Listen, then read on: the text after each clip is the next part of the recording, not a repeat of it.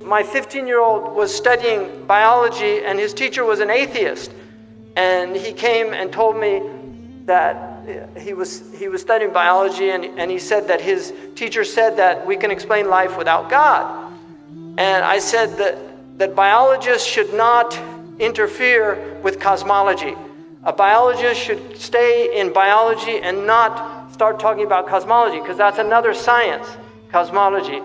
And it reminded me of the joke about the biologists that meet God, and God asked them what they're up to, and they said, well, we've gotten rid of you. And God asked the biologists, how did you get rid of me? And they said, well, we can explain how we got here without you. And he said, well, how would you do that? They said, well, first we take some cosmic dust. And God says, no, wait a second. Get your own dust. Right? You see, because where did it all start? Where did we come from? Even if evolution explained how we have evolved as a species, it doesn't explain where the original material came from. Man cannot bring anything into existence from nothing.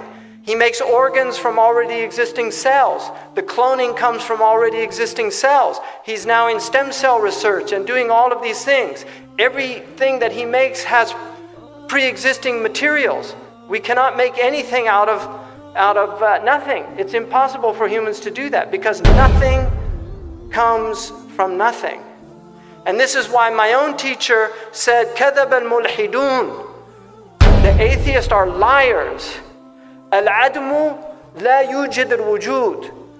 Non-existence cannot bring existence. الْفَوْضَى لَا يُكَوِّنُ النِّظَامِ. Anarchy or chaos cannot bring order into existence. الْجَهِلُ لَا يَلِدُ الْعِلْمِ. Ignorance cannot bring knowledge into existence. And then he said, إِنَّمَا هِيَ انْتِكَاسُ عَقْلِيٍّ كَمَنْ يَمْشِي عَلَى رَأْسِهِ وَرِجْلَاهُ فِي الْهَوَىٰ. This is the inversion, this is an intellectual inversion of reality, like somebody who's walking on his head and his feet are in the air. That this is something that humans have never believed. And this argument now of the modern atheists, this is an ancient argument. Atheists have always been around. In fact, atheists were actually more sophisticated 100 years ago than they are today. And this is the truth, because 100 years ago they were well versed in philology, like Nietzsche. They were well versed in, they were profound philosophers. Even at the time of Socrates, there were atheists.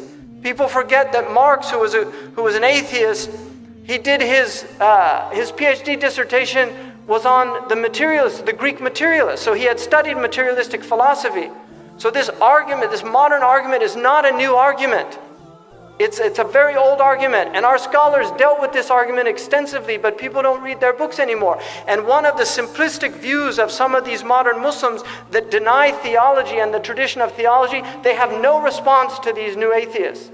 They have no response other than to say kuffar. But this is not enough, because Muslims have always dealt with these things intellectually in a tradition called Radd al-Shubuhat, which is refutation of the obfuscations that are brought out by the atheists. So it's important for us to remember that we were created to adore Allah subhanahu wa ta'ala, but to know Him through ma'rifah, and this is through the intellect, first and foremost. And our intellect is a spiritual concept.